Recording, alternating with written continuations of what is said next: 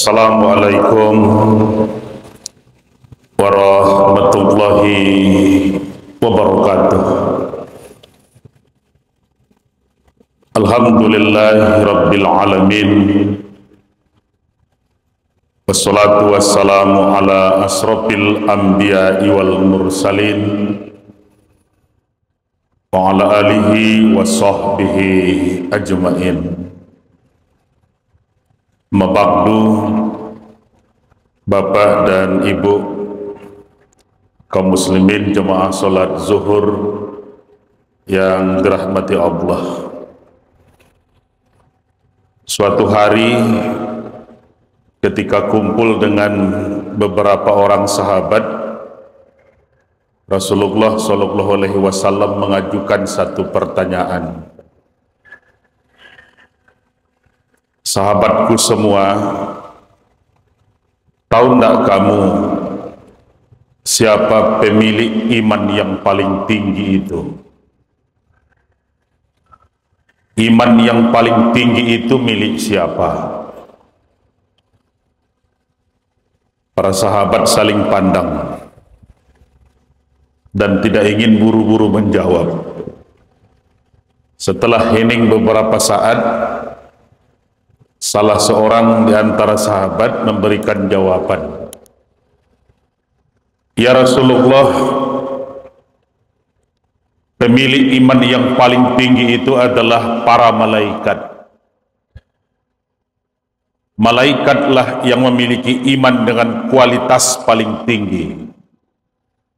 Tidak pernah bermaksiat, tetap akan taat, tunduk dan patuh dengan perintah Allah Subhanahu wa Ta'ala.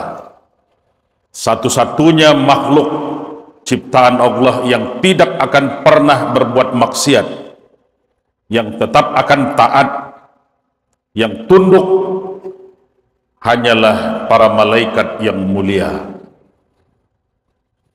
Dengar jawaban itu, Rasulullah malah menggeleng. Berarti jawaban salah. Apa kata Rasulullah? Malaikat Allah ciptakan, diberikan akal tapi tidak diberikan nafsu. Kalau malaikat tidak pernah salah, tidak pernah menolak perintah, tunduk dan patuh dengan apapun yang Allah perintahkan, itu sudah sewajarnya. Itu sudah sepantasnya. Sesuatu ciptaan yang tidak diberikan ujian nafsu, kualitas imannya tidak bisa jadi ukuran. Malaikat taat, malaikat tidak bermaksiat, karena memang malaikat tidak punya nafsu. Sahabat yang lain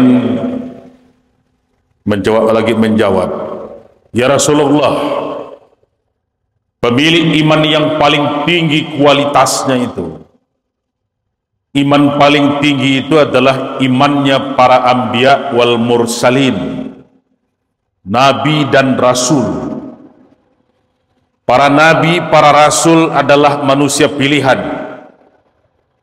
bukan hanya untuk dirinya sendiri, tapi punya tanggung jawab besar dengan umatnya. Para nabi dan para rasul adalah manusia pilihan yang tunduk, yang patuh, yang taat dengan perintah Allah. Para nabi dan rasullah pemilik iman yang paling tinggi itu. Rasulullah lagi-lagi menggeleng. Tanda jawaban masih salah. Apa jawab Rasul? Para anbiya wal mursalin, nabi dan rasul, mereka langsung dibimbing oleh Allah. Kepada mereka diturunkan wahyu. Mereka bertemu dengan malaikat Jibril. Mereka mendapatkan hidayah dan tuntunan dalam hidup mereka. Kalau mereka tidak bermaksiat, mereka tidak mau menolak perintah, mereka taat, mereka tidak bermaksiat dan menebar mungkarat, itu sudah yang wajar. Nabi dan Rasul, mereka memang diutus dengan tugas menyampaikan risalah. Kepada mereka diberikan dan diturunkan wahyu, Allah langsung yang membimbing mereka. Dua jawaban, dua masih salah. Sahabat yang lain mencoba lagi menjawab, ya Rasulullah, kalau bukan para malaikat, bukan juga para nabi dan para rasul, maka pilihan terakhir, pemilik iman yang paling tinggi kualitasnya itu adalah imannya para sahabat yang mendampingi Rasul di medan perang, yang membela Rasul dengan harta dan dirinya, yang bersama-sama dengan Rasul di medan jihad, yang mempertaruhkan nyawanya, mengorbankan harta bendanya. Merekalah orang-orang yang terbaik, yang kualitas imannya paling bagus. Dengar jawaban ketiga, Rasulullah lagi-lagi masih menggeleng. Salah lagi. Apa jawab Rasul? Para sahabat Rasulullah, mereka adalah orang yang langsung dituntun dan dibimbing oleh Rasul. Mereka melihat wajah Rasulullah. Mereka bahkan mendengar wahyu dibacakan langsung kepada mereka. Rata-rata para sahabat Rasulullah, mereka adalah orang yang sudah melihat mukjizat. Kalau mereka beriman, kalau mereka tunduk, kalau mereka taat, kalau mereka tidak menolak perintah, sudah sewajarnya. Mereka sudah menyaksikan mukjizat. Mereka sudah melihat langsung Rasulullah membacakan wahyu. Mereka dituntun dan dibimbing oleh Rasul. Wajar kalau mereka taat, pantas kalau mereka tunduk dan patuh. Dengar jawaban yang terakhir, apa jawab sahabat yang lain? Jawaban menyerah saya lagi. Hanya Allah dan Rasulnya lah yang tahu. Kami tidak tahu apa-apa. Apa jawab Rasul? Pemilik iman yang paling tinggi kualitasnya, iman yang paling tinggi itu dimiliki oleh orang yang tidak pernah bertemu denganku, yang tidak pernah bersama denganku, yang tidak pernah melihat aku membacakan wahyu, yang tidak pernah melihat mukjizat sekalipun, tidak pernah bersama dalam perjalanan denganku, tidak pernah menemuiku, tidak pernah sekalipun bertemu denganku, tapi mereka tunduk dan patuh dengan perintahku. Pemilik iman yang paling tinggi itu adalah orang yang tidak pernah bertemu dengan Rasulullah, tidak pernah melihat mukjizat, tidak pernah mendengar wahyu dibacakan langsung dari lisan Rasul, tapi kenapa mereka masih tunduk dan patuh taat melaksanakan perintah Rasulullah? Pertanyaannya, adakah di antara kita satu orang yang mewakili saja yang sudah pernah bertemu dengan Rasulullah? Hari ini di Selasa ketiga, Rabu ketiga, bulan Muharram tahun 1446 Hijriah. Berarti sudah 14,5 abad setelah wafatnya Rasulullah. Bagaimana kita akan bertemu lagi dengan Rasul? Ada tidak di antara orang tua kita, kakek nenek kita, satu yang mewakili, yang melihat Rasulullah membacakan wahyu langsung dari lisan Rasul? Kan tidak juga ada. Ada tidak di antara orang yang pernah kita kenal, yang bisa kita percaya, yang sudah pernah langsung melihat mukjizat? Rasanya juga tidak. Kenapa Bapak dan Ibu mau beriman? Kenapa masih mau melaksanakan sholat berjamaah ke masjid zuhur hari ini? Kenapa masih mau berpuasa sunat? Kenapa masih mau berimpak, bersedekah, membayar zakat? Padahal jangankan ketemu Rasul, melihat kampung Rasulullah pun tak semua kita. Kampung Rasulullah saja tak pernah kita lihat sebagian di antara kita. Kenapa masih beriman? Inilah yang kita syukuri itu. Inilah yang harus kita jadikan bahan renungan. Walaupun jarak waktunya sangat panjang, tapi kita bukanlah yang tergolong dengan kualitas iman yang tipis. At-Taubah ayat 20. Allazina amanu wa hajaru wa jahadu fi sabilillahi bi amwalihim wa anfusihim aqzamu darajatan indallah ulaika humul faizun.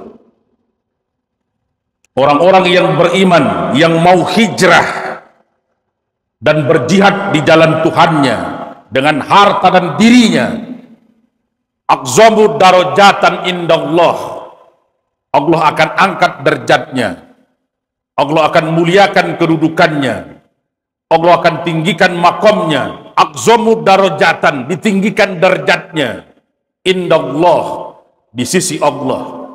Wa ulaika humul faizun, dan mereka lah orang-orang yang dipastikan termasuk orang-orang yang beruntung. Jadi tidak harus ketemu Rasulullah. Maka nikmat terbesar di muka bumi bukan harta, bukan jabatan. Kalau harta mudah hilang, kalau jabatan mudah berganti. Kadang belum serah terima baliho kawan lah tagak mah.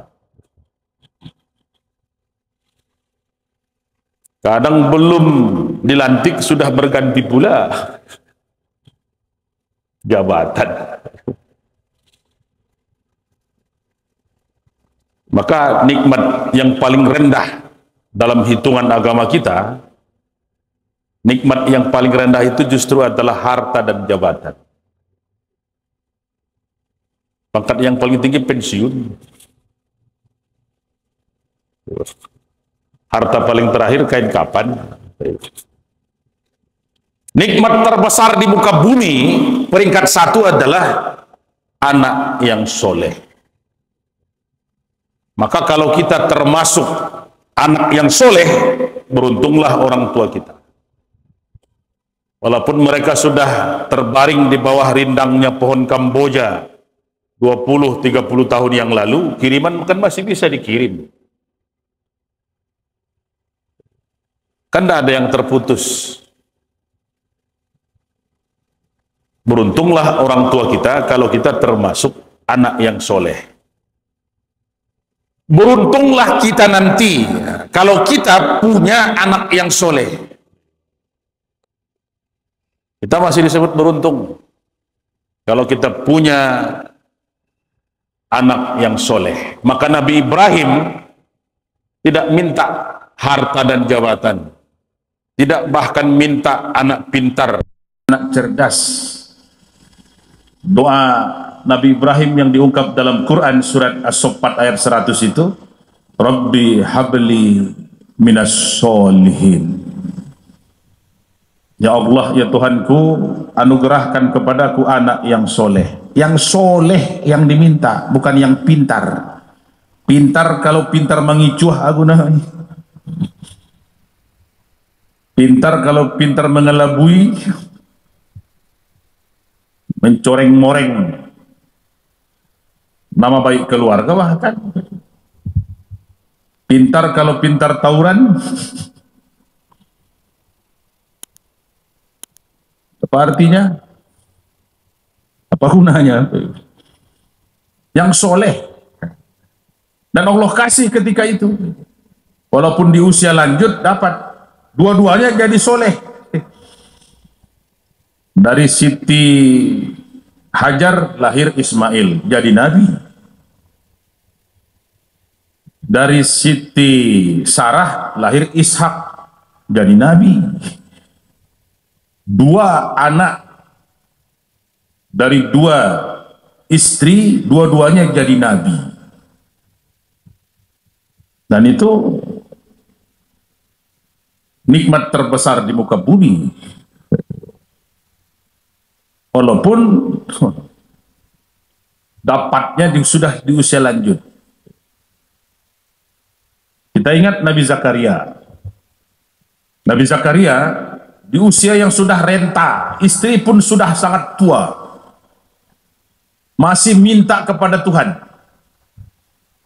agar ada pewaris pelanjut, bukan harta, bukan jabatan yang dia minta. 89 surat Al-Anbiya. Rabbi la tazarni fardan wa anta khairul warisin. Ya Allah, jangan biarkan aku hidup sendirian. Engkaulah pemberi waris, pelanjut generasi dari keturunanku. Engkaulah yang terbaik yang akan memberikan waris itu. Dia mohon, dia minta, dia harap.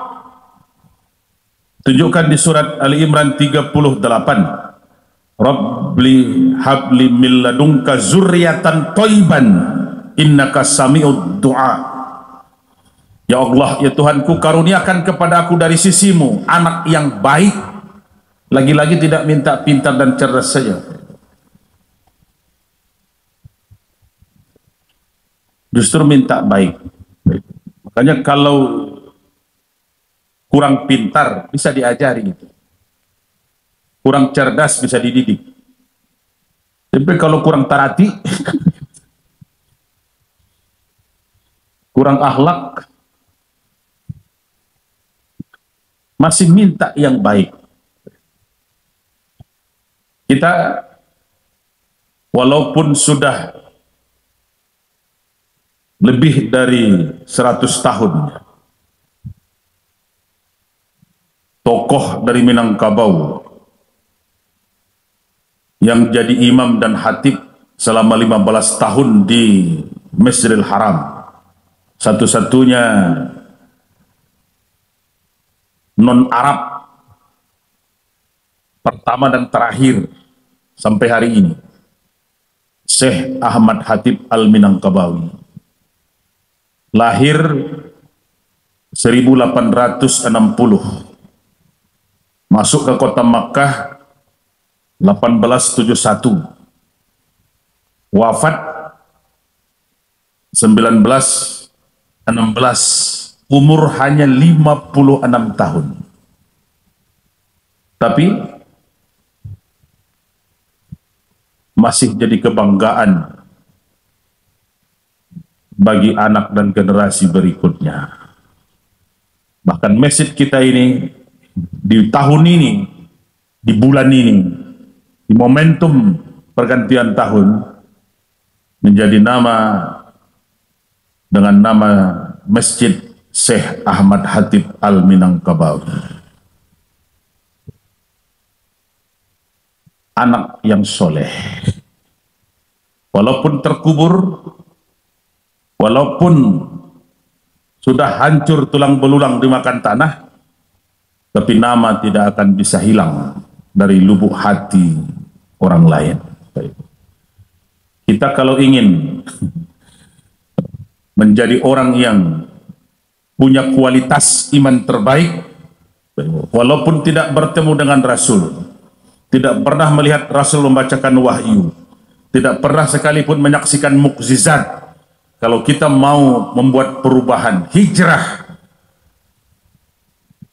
dengan harta dan diri kita, paling tidak kita masih dapat bonus orang-orang yang Allah angkat derajatnya, Allah muliakan kedudukannya, Allah tinggikan makamnya, aqzamu darajatan indallah. Mudah-mudahan kita termasuk ke dalam golongan tersebut dan juga anak dan generasi kita. Banyak maaf. Assalamualaikum warahmatullahi wabarakatuh.